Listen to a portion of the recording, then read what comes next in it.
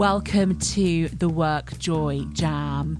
I'm Beth Stallwood, the host of the WorkJoy Jam and founder of Create WorkJoy.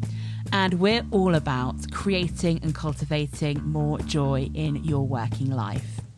This week, my guest is the fantastic Caroline Flanagan. Caroline is an ex-city lawyer turned author, coach and speaker. And her expert area is all around imposter syndrome. And it's one of those subjects that I know so many people are grappling with at the moment. It's one of those things where that little voice on our shoulder that maybe tells us we're not good enough, we're not welcome here, we don't belong, someone's going to find us out, that sits there and can be a real sucker of joy out of some of your working life. So have a listen to this podcast. We talk a lot about the imposter. We talk a lot about Caroline's personal experience where taking that step and the courage to leave her city legal job and to move into the world of helping and supporting people. I really hope you enjoy this episode. Hello and welcome to the WorkJoy Jam. In this episode, I am joined by the fantastic Caroline Flanagan, and I'm really excited to dive into our conversation. But before we dive in, Caroline, can I hand over to you and can you give us your intro and tell us a bit about your story so far? Yeah, of course. Hi, Beth. It's an absolute pleasure to be here. I'm Caroline Flanagan. I am a speaker, a coach. I'm an author of 2 books now, which is very exciting, and the host of the Caroline Flanagan podcast. So, a little bit about my story in a few minutes. I'm an ex-city lawyer, Beth. So, I have 9 years under my belt of working in the city at a big global law firm. So, a very corporate background and training. But I left that world behind, well, sort of left behind that world, certainly in the context of me being a lawyer in 2005 after my second son was born, and very quickly fell into coaching, discovered coaching, retrained and set up my coaching business in 2007. And I've been coaching really ever since. But added to that, over the years, I've built a speaking career, which has been fantastic, which actually has taken me back into the city so that I'm now speaking to corporate audiences. And I'm really enjoying that. It feels like I'm kind of back in my old playing ground. Fantastic. Amazing. And it's a really interesting, and I'm going to pick into this first because I'm always fascinated about people's careers, is that transition from city lawyer to coach isn't one that happens all the time. It's not one of those career paths that you think, oh yeah, that's the natural next step for from city lawyer. What made you head into that direction? And obviously you've been massively successful in that direction, but I'd love to know what's going on in your mind when you go, okay, city law to being a coach. Chaos is one word to describe it. I think when you're in this, and if there's any lawyers listening to this, I'm sure that this will resonate. When you're in the thick of it and you're in the city and you're working really hard, it's actually very hard to imagine yourself doing something else because the world is so all-consuming. I reached a point in my career where I realized, I was looking around me, looking above me and thinking, do I want that for myself in terms of career progression? What was on offer? I was having those thoughts. I was obviously evaluating what my career could look like, having 2 young children and previously working kind of 70, 80, 90-hour weeks and how that was going to work. So all I did know was that where I was and where I was heading wasn't necessarily going to be the right thing for me anymore.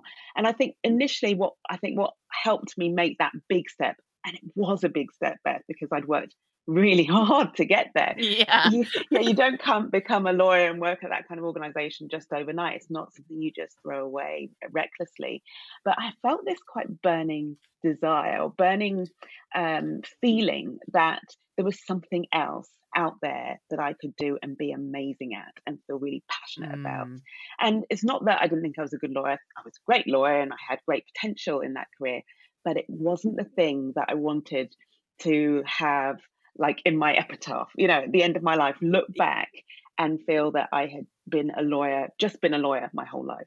Now, I love lawyers. I'm married to a lawyer. In fact, I have enormous respect for them. So it's not about saying that a whole lifetime spent in the law is isn't a great career.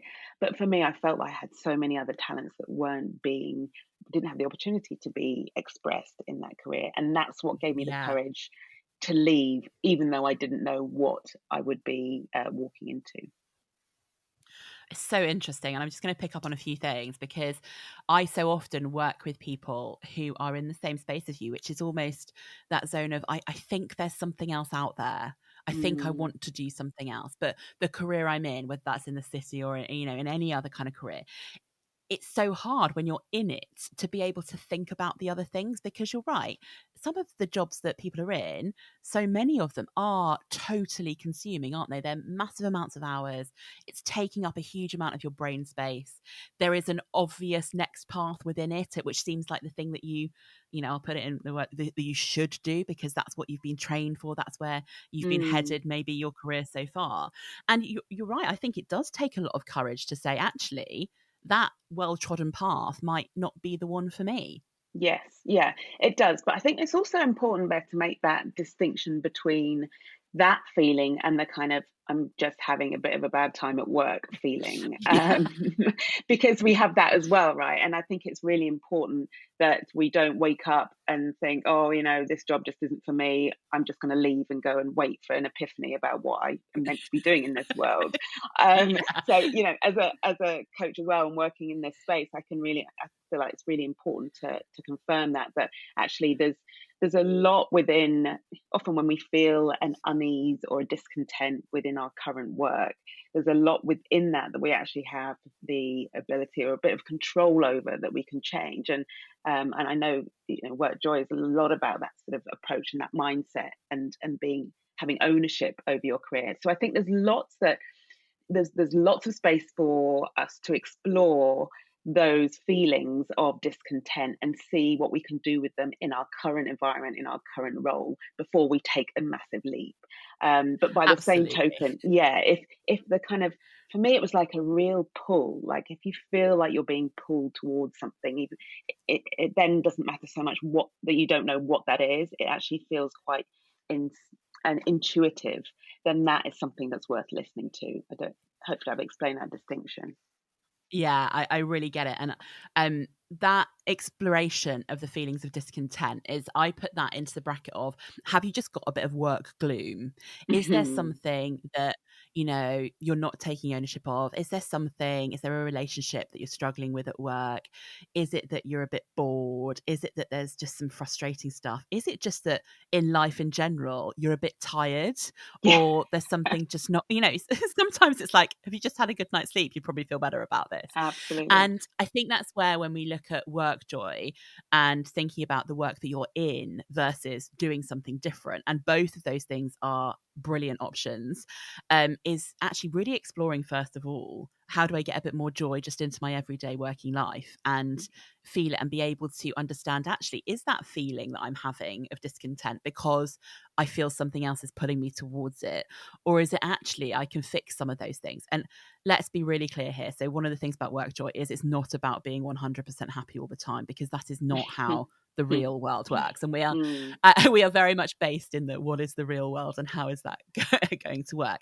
It's yeah. not about that. There's always going to be stuff that, in any job, even when you have, like, it sounds like you've kind of found your calling in life and you're kind of really cool in it, but there's still stuff that annoys you, right? There's still stuff that gets frustrating in the work that you have now. So it's more about, how do we understand and find those bits of work joy? How do we Mm, cultivate them so we get more of them in our daily life?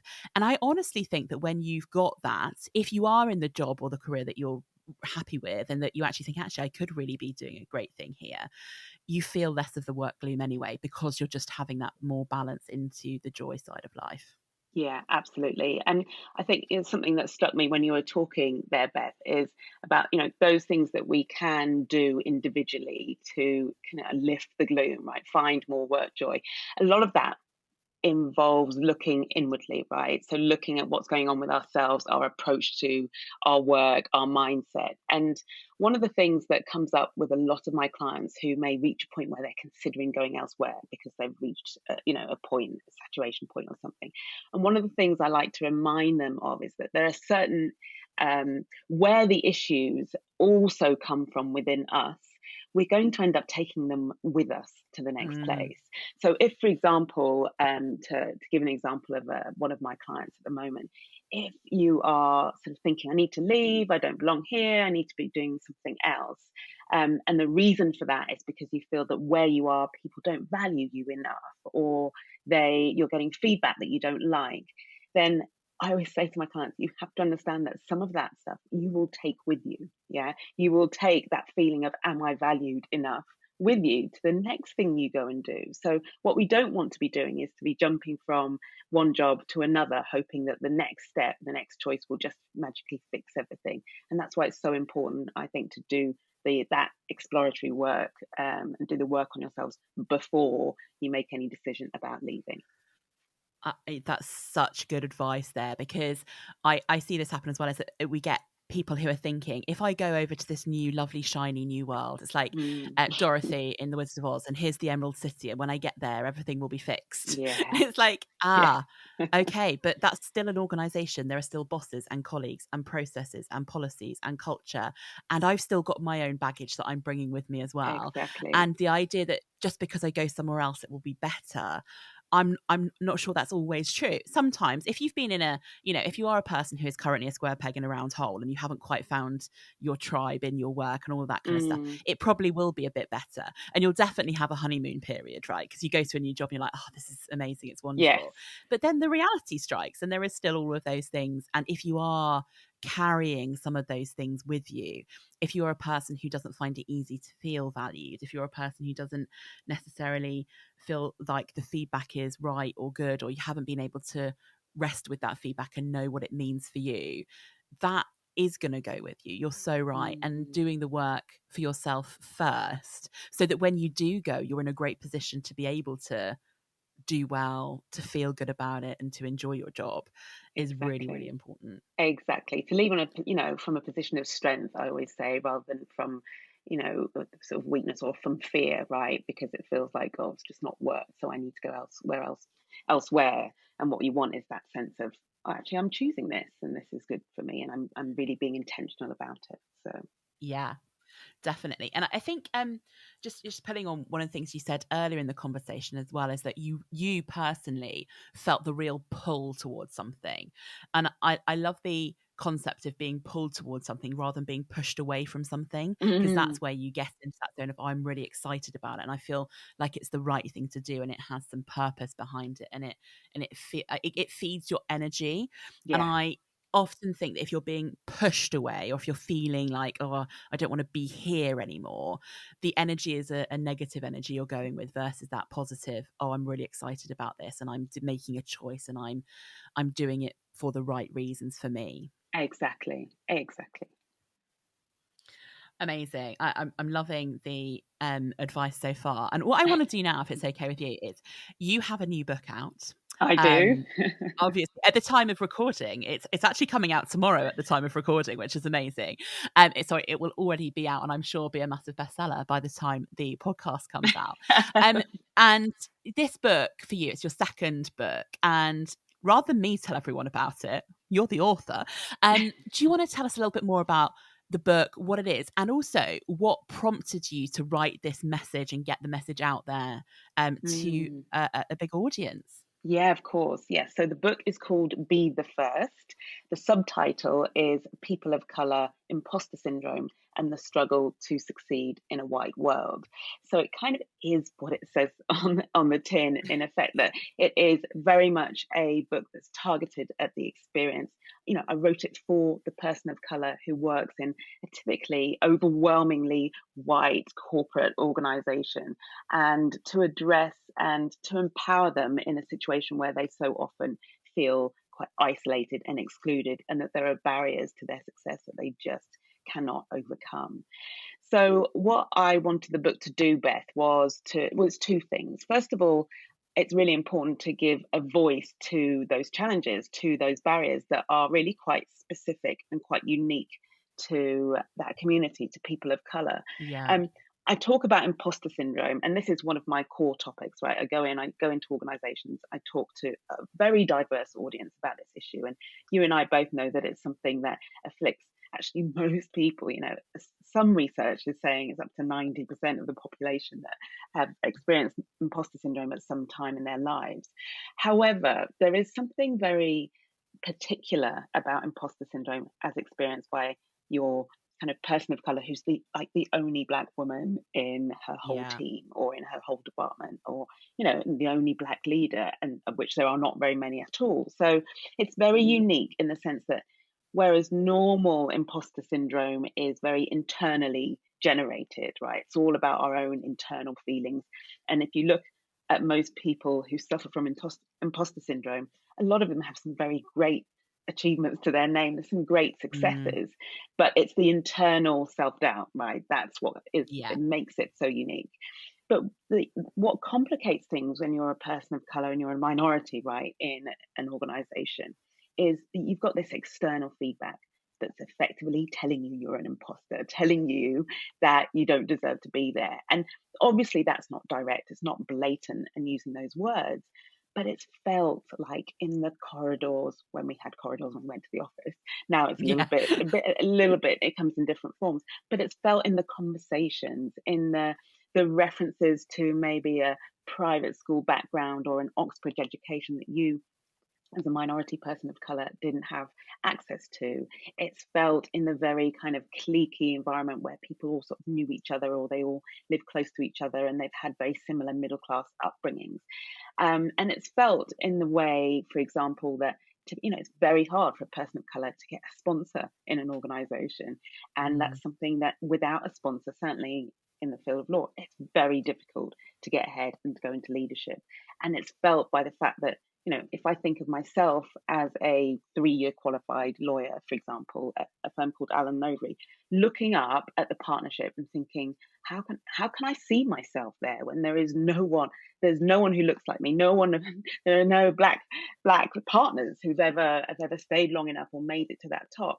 So all of those sort of elements that amount to a kind of systemic bias create this external impact of you feeling you don't belong in that environment. So that's why I wanted to write a book that was so specifically addressing that new challenge. So it gives the voice to those challenges, and I've done that through telling my own story. There are some quite a few dotted examples of clients I've worked with or people I've just encountered and have in my network whose experiences I share. But I didn't want to stop there, Beth. One of the things I feel really passionate about, and particularly at the moment where, the one and only but very positive outcome of last year, Black Lives Matter, and the tragic death of George Floyd in Minneapolis at the hands of this policeman. One of the positive things is the openness, right? The conversation, the narrative we're having now about race and inequality and the lack of diversity. But I wanted to take it a step further. For me, that's just the beginning. And what we need then is the strategy. It's the what next? What are we doing? And then I'll stop and let you get a word in edgeways. You've got me talking about something I'm very excited about. But this is the important key point. So there's the change that needs to happen at a systemic level, right? Cultures need to change in these organizations. And the problem with that is that while that is going on, cultures aren't changed in a day. And what I say to my clients and what this book is saying is like, in the meantime, what I don't want, what we don't want is this sense of powerlessness and waiting for cultures to change, waiting for the system to be fixed. It absolutely needs to change. But in the meantime, there's so much more that you can do. And so Be the First is my book. That is the book that aims to do that, to give you that strategy so you're not feeling so powerless anymore. Great. I've got so many things to pick out on there. Are you okay if I kind of go back a bit and then we yeah, come back of course. again? Yeah, I got totally lost in your excitement as well, but I did write some notes down to come back to because I was like, oh, I'm loving everything you're saying. And thank you, first of all, for doing this amazing work and for getting your message out there. And I think there are many people really affected by Black Lives Matter and what happened. And I agree with you. I think it's good that we are now having a more open conversation about this, and that people like me who isn't a person of color can come to it and say, okay, how can I be part of helping make this happen, and what do I need to do to make things change? And so amazing. I'm going to cycle back a little bit to think about the things that you have within your book about being the first, and there's a few like questions I have. So I'm going to start with a bit of an observation about this, is that so 90% of people, and I reckon 100% of people that I work with as a coach, are struggling at some level, small, medium, big, enormous, totally overwhelming, whichever level it is, with some sort of imposter syndrome. And you're right, a lot of that in its standard form, if we were to put it in a box, it says in its standard form, very much internally led, very much around kind of that feeling of insecurity, very much something that actually, working through a number of things, you can start to manage and understand it and learn to live with it. I don't think you ever really get rid of it, but learn to live with it, learn to get what it's telling you. The thing that I'm really interested about what you're saying here, and I think I can totally see it, and it's a challenging one, is, but what if the external factors are kind of backing up what your imposter is saying? What if you can't see that you could be there because people don't look like you, and people are very different from you, and they're in very different cliques to you, and all of those things you were talking about in organizations, like cliques and little groups of people, and people who, the sponsoring factor, where it is so often the bias of, well, that young person reminds me of myself, and therefore I'm going to sponsor that person. And not, I think many times, most of the time, not deliberately anyway, they're going, well, I want to sponsor a white person. It's just that that is such, affinity bias is a really strong one within us, right? It's like, oh, they went to the same school as me, they've got the same hair, we do this together, we've got this kind of bias going on. I can imagine that feels really hard. And again, just as a kind of bit of a reflection here as well, is that you're absolutely right. Systemic bias is a massive problem, and there is a lot to solve. And I am heartened in many organizations that I've been working with to see that people are on a mission to do that. And you're absolutely right. Cultural stuff and systemic stuff does not change overnight. There is a long-term plan to make that happen. Yeah. So I'm going to get to my question in a second. And again, I'm going to let you talk again.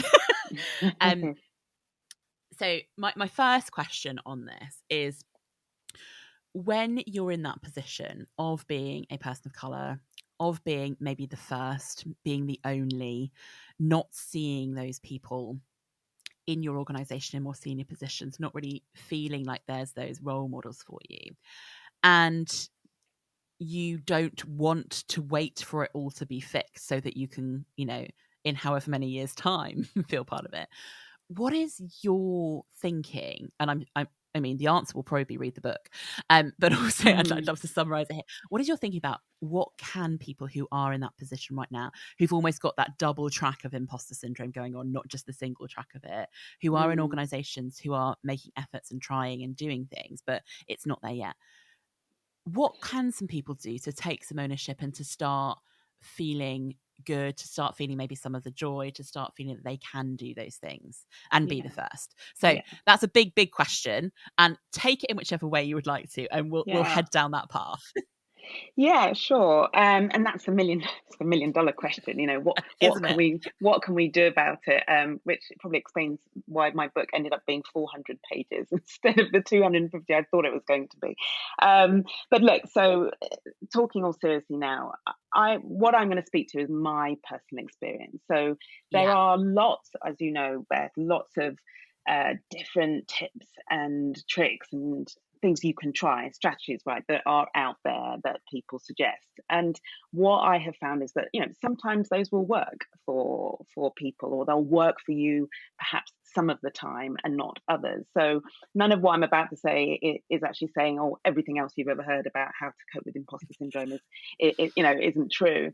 However, what I found personally was that while some of those tips and tricks might get me kind of take the next step and give me just enough of a boost to kind of be brave and sort of like push myself through it, they were never transformative. Like nothing ever changed. So I just found that every time I encountered, there was another goal I wanted to achieve, or even just showing up to work some days and trying to perform at the level at which I was required to, it was just so exhausting, because I was just back to this, like, to the beginning every single time with my imposter syndrome and having to battle it. So what worked for me, and this is my answer to your question, is it was the moment when I decided to stop trying to kind of battle and get rid of imposter syndrome as if it was a bad thing that I needed to get out of my life in order to be able to achieve. Now, I think it's something that you may have already said, but about this idea of imposter syndrome actually it not going away. So I firmly believe imposter syndrome is an innate part of you, and the mistake that we're making is in what we're making that mean about us. So, and what we're making imposter syndrome, the impact we're allowing it to have on us. So by way of example, what I ended up doing was saying, okay, what if I just stopped like not wanting to have imposter syndrome? What if I stopped not wanting to feel like an imposter? What if I actually just accepted that I had imposter syndrome and that maybe I was an imposter? Now, that sounds really counterintuitive, isn't it? Because that's like feeling like an imposter is the thing that makes you feel bad. But what I found was that, well, two things, and this is the message I send out. So when I'm talking about this subject, there's two things. First of all, your imposter syndrome has no grounding in reality, right? In the sense that you can feel self-doubt, you're not good enough, even though you have got the, I don't know, high profile job, or you've had the promotion, right? So it's got no grounding in reality, and other people tell you you're good enough, but imposter syndrome is not interested in that.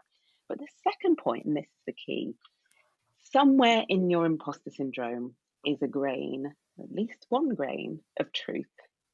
So somewhere there's an element, there's something trying to tell you about actually how things really are. So in my case, and in the case of the lone person of color in the room, they feel like an imposter. Well, yeah, of course they do, because that's a room that's full of white people. So it's perfectly normal and logical that they would feel that they didn't belong there.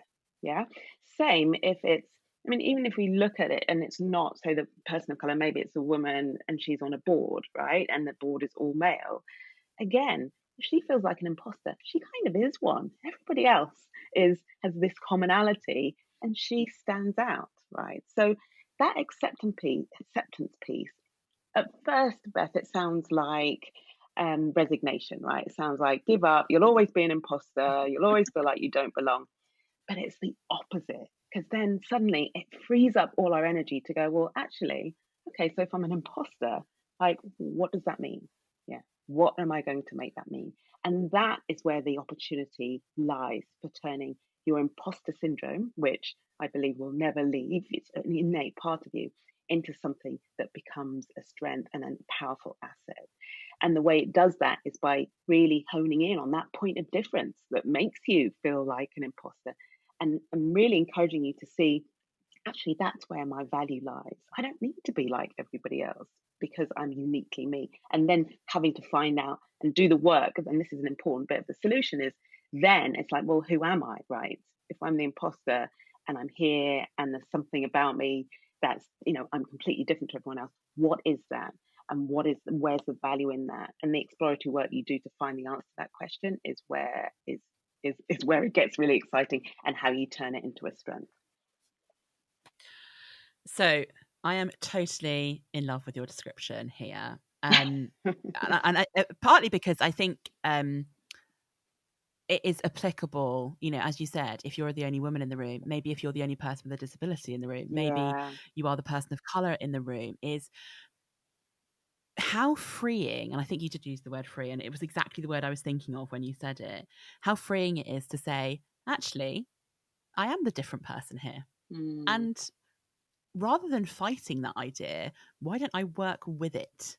Why don't I spend the energy that I've spent worrying about it and turn it into something that is more joyful? And that's exploring, and that's kind of understanding and investigating and thinking about how could I use that for my own benefit rather than for something to worry or keep me small or keep me in a box or keep me not doing what I want to do because I don't have the other people in the room who feel like part of my tribe. I think it's amazing. And those two things I wrote down: number one, your imposter has no grounding in reality, and two, somewhere in it is a grain of truth. Yeah. And that idea that both of those, I say this a lot, and it's probably on almost every single one of my podcast episodes, and people are like, Beth, you're really boring now, is that two things that seem different can be both true at the same time.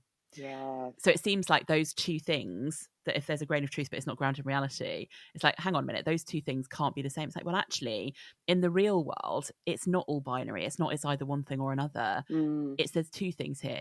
Your imposter isn't grounded in reality, but there's some truth in it somewhere. So what is that truth? Understanding it and working on it. And then the other bit that I was totally loving was, then you have to do the work. And yes. and so many people, I don't know if you get this, come to me and they're like, Beth, please wave your magic wand at me and make it all better. And I'm like, okay, reality, silver bullets don't exist. There isn't one solution to this. It's a lot of things that you can do over time, but you have to do the work. You have to do the work. Yeah. And the work, if you look at it, you know, as you're saying, it can be really exciting. Suddenly you've got this new energy from understanding that you don't need to keep fighting this thing. But doing the work on, who are you? What do I want? You know, where is my uniqueness? That is hard, deep, personal, vulnerable work, right? It's not like I've had this revelation and now everything's perfect. Exactly. And it's, you know, that for me is if you look at Be the First, the book, you know, the half of it is probably, the first half of it covers what we've been talking about in terms of the experience of imposter syndrome and that grain of truth. But actually, you know, there's like 200 pages of guidance about how you do the work. That makes it sound overwhelming. It's not at all.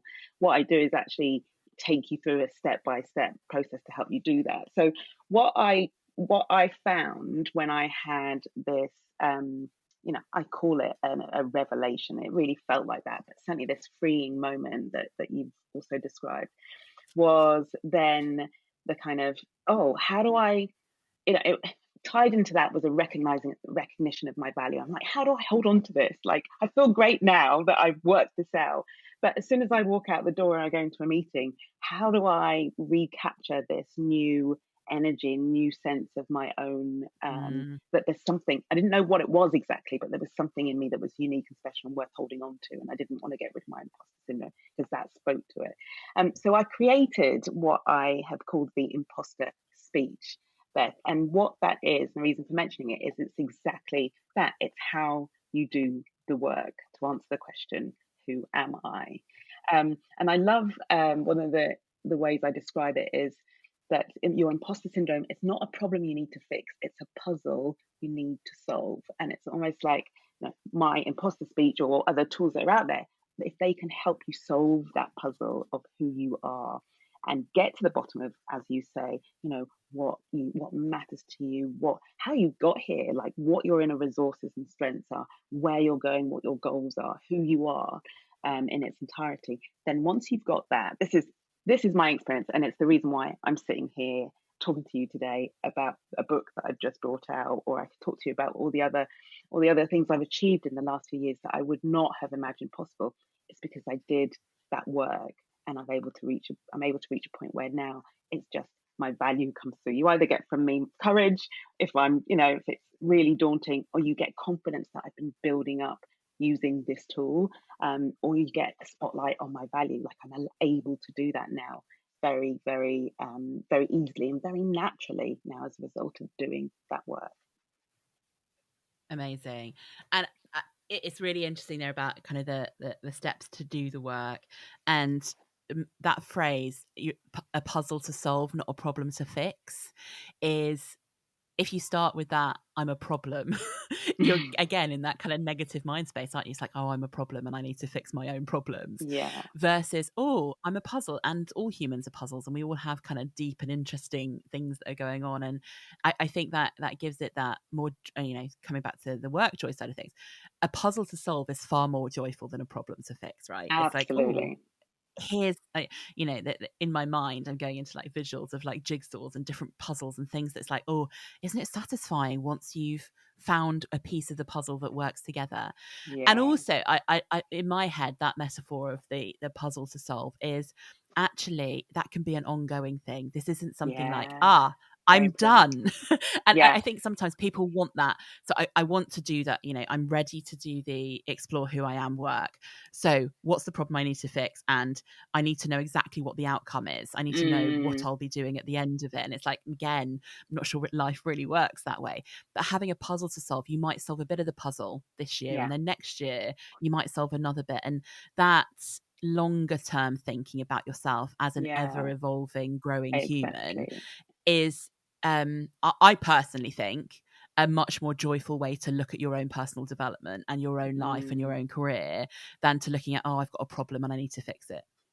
Yeah, and it's just so much more, and yeah, more joyful, more empowering, more transformational, right? So once you start that, and once that's your premise going into the world every day, and how you show up to whether it's an exciting opportunity that seems daunting or actually a real challenge that somehow you got to find your way through, when you got that sense of, I'm someone who is evolving, I've got this much of my puzzle that I understand, and these sort of strengths. But actually, as I go along, every new encounter I have, I'm adding to that. I'm enriching who I am. And so the puzzle kind of grows, if I'm not completely destroying the puzzle metaphor.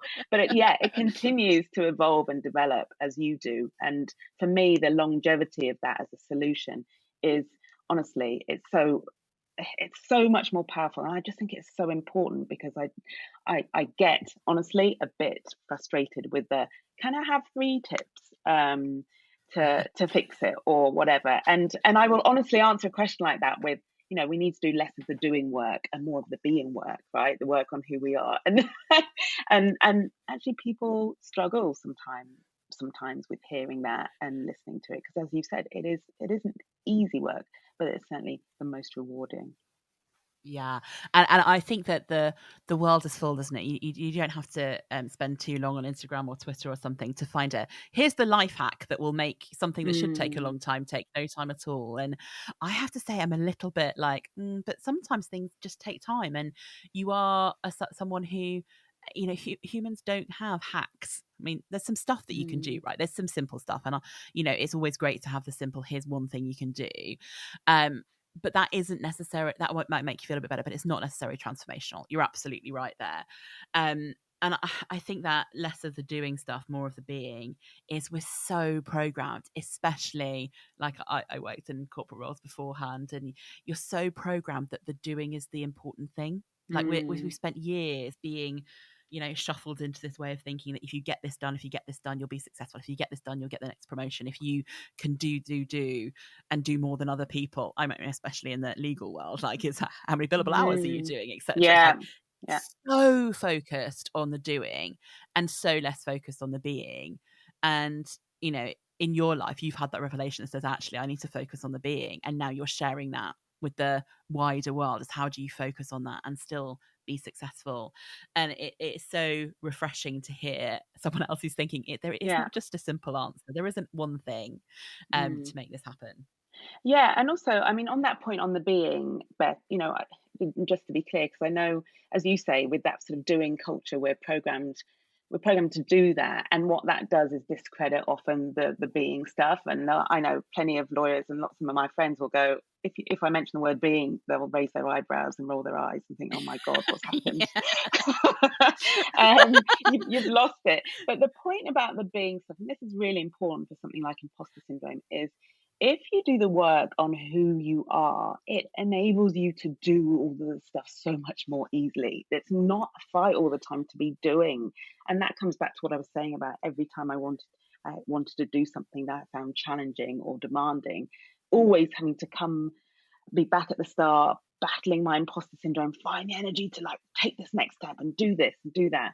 Whereas now that I've done the work on who I am, I just have to show up as who I am. And the work I need to do, that is the action stuff that, let's face it, gets us paid, comes so much more easily and without the struggle. That's the point. It's not either or. It's being is a much quicker route and more effective route to the action, the doing that is necessary to operate, right, and function in the world.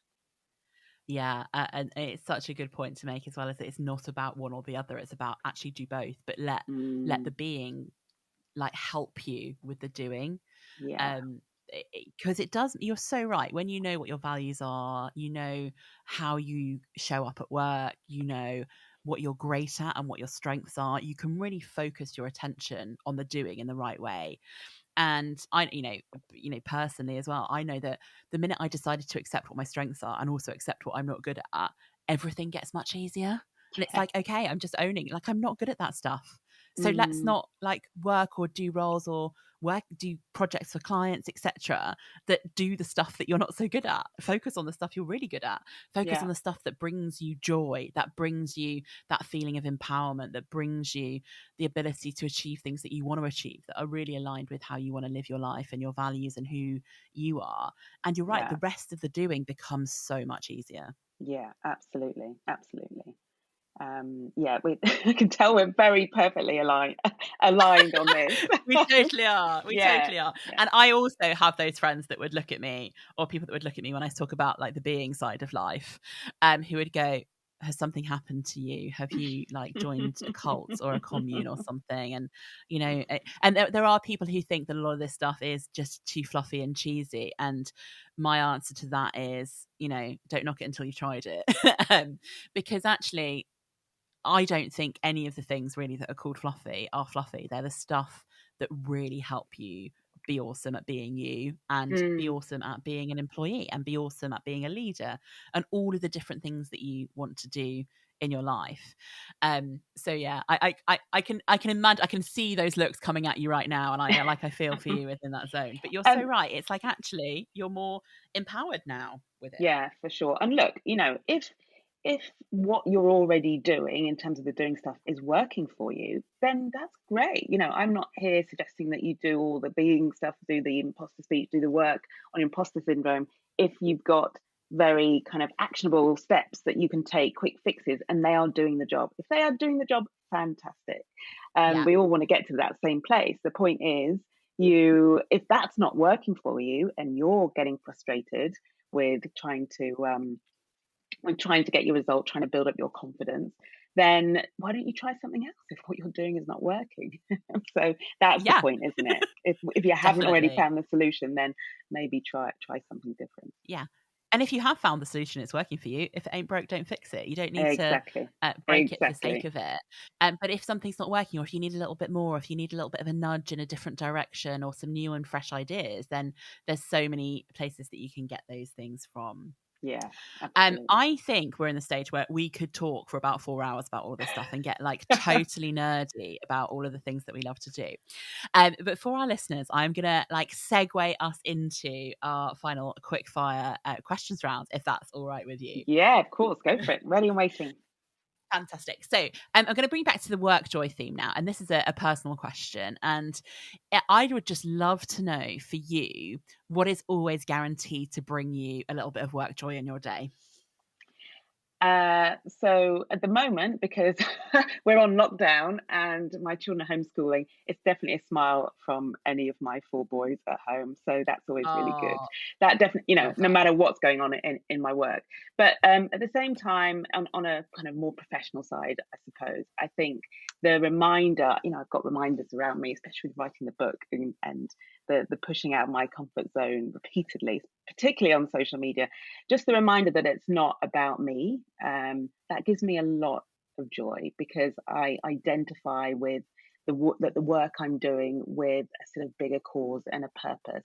And I remind myself pretty much every day that somebody out there will read the book or maybe listen to this podcast, and it will make a difference in their lives. So that is huge for me.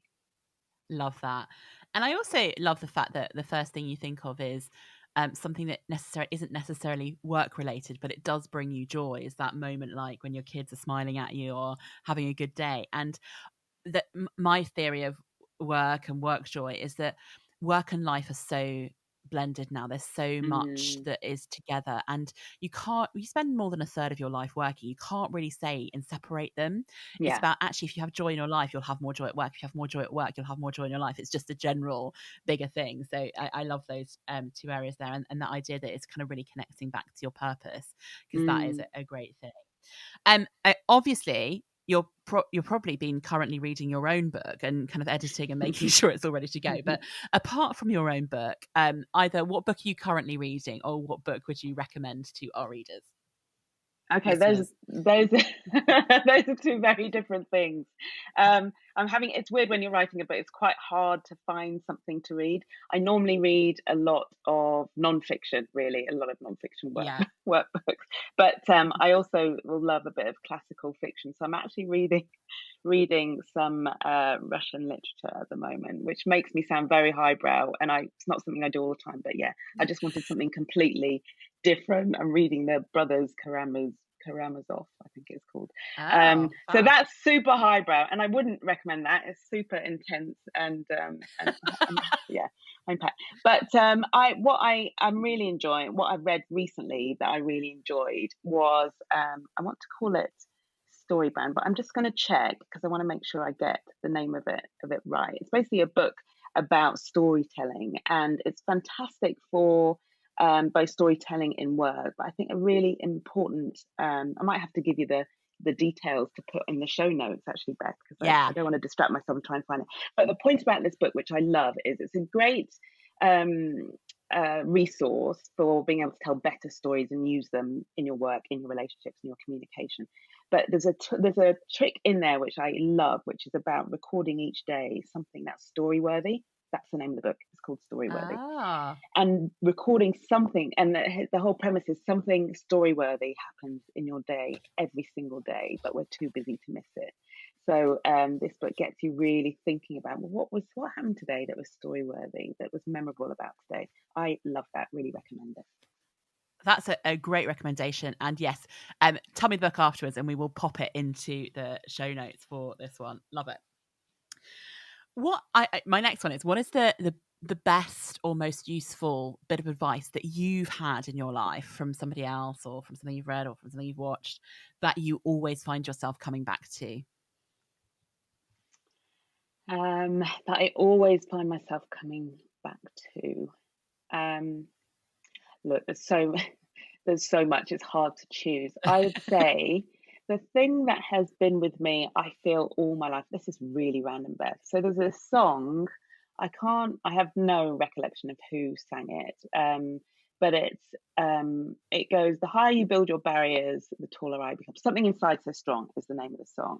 Now, it's a really dated song from, like, I don't know if it's the 70s or the 80s, but I heard that song when I was about 10 or something, around about that age. And I basically listened to it on repeat every single day at school, like through my whole school life. It got me through the most extraordinary challenges and difficult times. And I think I just internalized that song. So now it's the thing that comes back to me. And it kind of is that bit of advice, isn't it? In song form, that there's something inside so strong, I know I can make it. You know, like that kind of gives me that boost when I'm having a really challenging moment. That has always stayed with me. I love that. And I feel like it's your theme tune. I have songs like that you kind of like, you come back to it and you sing it over and over again. I'm trying for the life. I can hear it in my head. It's playing in my head right now. And I cannot remember who it's by. I think it's definitely the 80s though, isn't it? It's like an 80s really old. Yeah. The higher you build your barriers. That's the one. That, isn't it? I'm glad you sang it, because I was not going to. The stronger I become. I can hear it. We're going to put it on as the theme tune for when we do something on Instagram with this. So I love it. I know that I can make it, though you're doing me wrong, so wrong, I think is the lyrics. Exactly. Love it. Brilliant.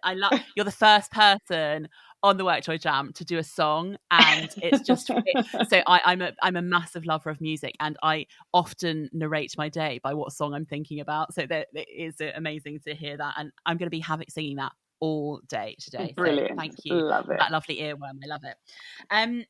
So without going into because we totally both believe that this is like doing the work and it's a long-term thing and there is no magic bullet, I still think it's worth knowing what people's advice is around something that you could just go and do that might take you 1% further into feeling good or to giving you some joy. So I would love to know something from you that's a practical bit of advice for our listeners that they could go and do now, tomorrow, that might just give them a little bit more joy in their working life. Just a little bit more, not the full picture. This won't be what you're expecting at all. Tidy your desk. It's a very practical, very specific thing. And the reason why I'm talking about that is because environment is really important. It's really important for mood and a sense of also keeping, like, having order in your mind and feeling like you're in control. And a lot of what you've said about WorkJoy is that feeling like actually you have more control than you think. And the sense that you're in control. So for me, when I feel that things like might be feeling a bit overwhelming, I actually take 10 minutes to just clear and tidy. It's not very glamorous, it's not very exciting, but it's something you can do tomorrow, right? To just almost clear the decks, clean the slate and go, right. And it's almost like a reset button for me. So that would be, I mean, bizarrely, that's what came to me. I've been doing, sounds weird, doesn't it? Go and clean your desk. But I've been doing that as a kind of clearing ritual almost at the beginning of the day recently, because things have been so busy, and I found it really just gives me a bit of peace and a bit of a moment to just stop actually and reset. I totally love it. I think that's the kind of advice that is actually a really good reset. And although it seems small, I love the small things because you can go and do it. You can take 5 minutes, you could take 10 minutes, you could take 15 minutes, however deep you want to go with a clean and all kinds of other stuff you could do with it. But I'm sitting here thinking, when I feel like that, if I'm procrastinating and I know that my brain is not focusing on something, clearing my desk is something that I do, as is like clearing up my desktop on my computer to make sure that there's not random files and stuff like that. It really helps to get my brain back into stuff. So I love it. I think it's a great bit of advice, and having that tidy desk really does help. So love it. So final question from me is, it's been an amazing conversation. Thank you so much. Where can our listeners go and find out more about you, about your book? Where can they follow you? What's your pitch out there that we can go and find?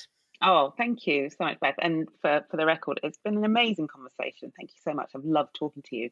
The listeners can find me at carolineflanagan.com. Super easy. So you can check out, I've actually revamped my website this year, so it's looking really fresh and clean and shiny. And you'll find everything there. My 2 books, the podcast I'm currently doing, and also the one I'm planning for later in the year. And all my contact details on social. I'm basically Caroline Flanagan with the odd underscore thrown in here and there, but you'll find me if you just search my name. Brilliant. And we will put all the links, etc., to you in our Instagram and all our other social links as well in the show notes. Thank you so much for joining me today, Caroline. I've loved the conversation. I do think that we can have another 3 or 4 hours worth of it. It's amazing. I am really excited for your book launch tomorrow at the time of recording. And I'm really excited to read it and to read through all those steps and to kind of hear your amazing advice and guidance. So thank you very much for joining us on the WorkJoy Jam. Thank you, Beth. It's been such a pleasure. Thanks for having me. Wow, what an interesting conversation that I had there with Caroline. There are so many things that are really going on in my mind right now about some of those key points and things that we might want to think about. And the ones that really are staying with me, so my key takeaways here, are those 2 things about what's going on in your brain and accepting things that are happening. And I wrote down these 2 things, is that number 1, your imposter has no grounding in reality. And number 2, somewhere in it, there is a grain of truth. And it's really interesting, isn't it, that those 2 things can be true at the same time. And that's a phrase I often use with people is two things that seem very different can be true at the same time, and how do we take them and do something with it? And I also love that Caroline's alignment with the WorkJoy way of thinking is that you have to do the work on it. It's not something that will just simply be there and disappear just because you want it to. So doing the work is really important. And then thinking about how do you get the courage and the confidence to move through it.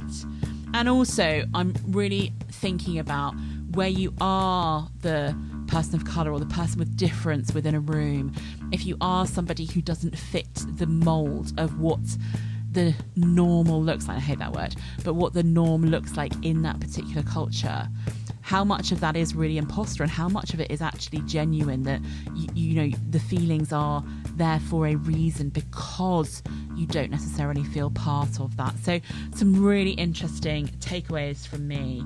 And I'm loving also the higher you build your barriers, the taller I become note, and that is totally going to be the theme tune for this particular one in my head. So thank you all for listening to this episode with me, Beth Stallwood, and Caroline Flanagan. I really enjoyed this conversation. I hope you've got something that you can take away from it too. We'd love you to follow us on social media. We are on all of the Instagram, Twitter, Facebook, and LinkedIn. You'll find us at Create WorkJoy, with WorkJoy all one word. If you're interested in finding out more about our other programs, come over to the website www.createworkjoy.com, where you can find out about things like the WorkJoy Way, which is my signature 16-week coaching program, enabling you to really cultivate some more joy in your working life, wherever you are, wherever you work, whatever you do.